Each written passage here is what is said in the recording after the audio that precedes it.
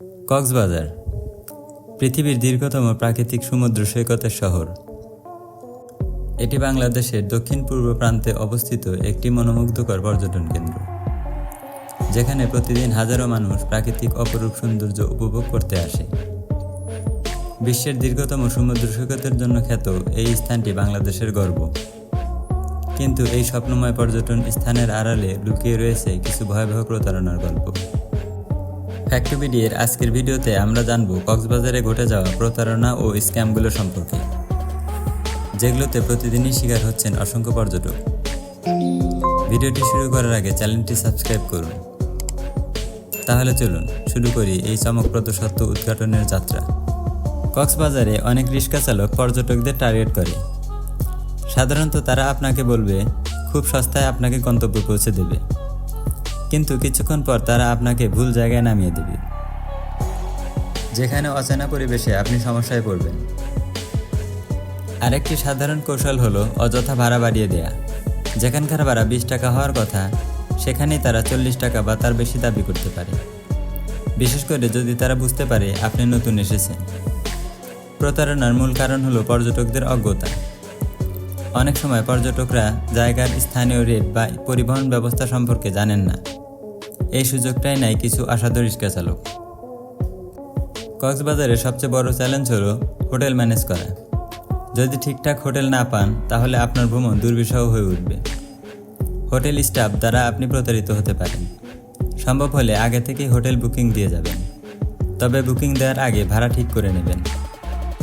যারা কক্সবাজার এসে হোটেল ঠিক করতে চান, তারা অবশ্যই রিক্সা চালকের কথায় কোনো হোটেলে যাবেন না।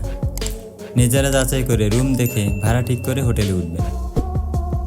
খাবার হোটেলের ব্যাপারে সাবধান হন।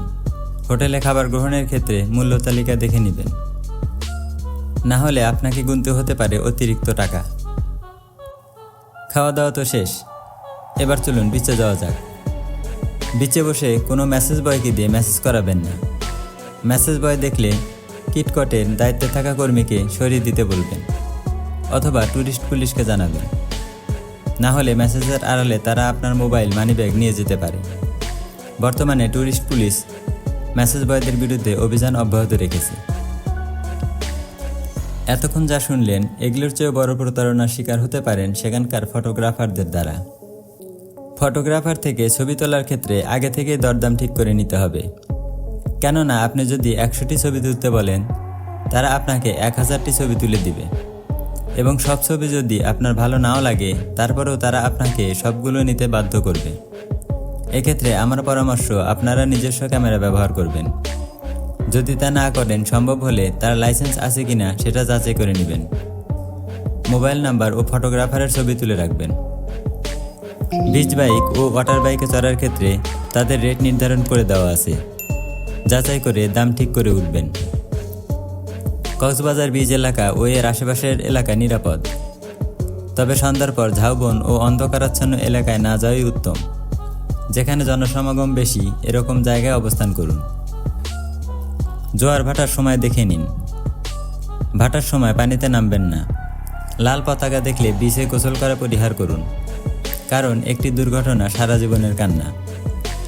বিচে নামার সময় মূল্যবান জিনিসপত্র হোটেলে রেখে আসাই উত্তম। পানিতে নামার ক্ষেত্রে যেখানে লাইফ গার্ড রয়েছে তার আশেপাশে নামার চেষ্টা করবেন।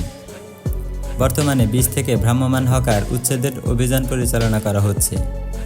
শীঘ্রই ভ্রাম্যমাণ হকার মুক্ত করা হবে। আপনারা ভ্রাম্যমাণ হকার থেকে কেনাকাটা থেকে বিরত থাকুন। কোনো ধরনের হয়রানি হওয়ার সম্ভাবনা হলে ট্যুরিস্ট পুলিশের সহায়তা নেবেন। ভিডিওটি যদি আপনার উপকার আসে, তাহলে লাইক দিন, কমেন্ট করুন এবং ফ্যাক্টবিডি চ্যানেলটি সাবস্ক্রাইব করুন। নতুন নতুন বিষয় নিয়ে আমরা আবার আসব। ততক্ষণ পর্যন্ত ভালো থাকুন, সুস্থ থাকুন এবং সবচেয়ে বড় কথা হলো সচেতন থাকুন। ধন্যবাদ।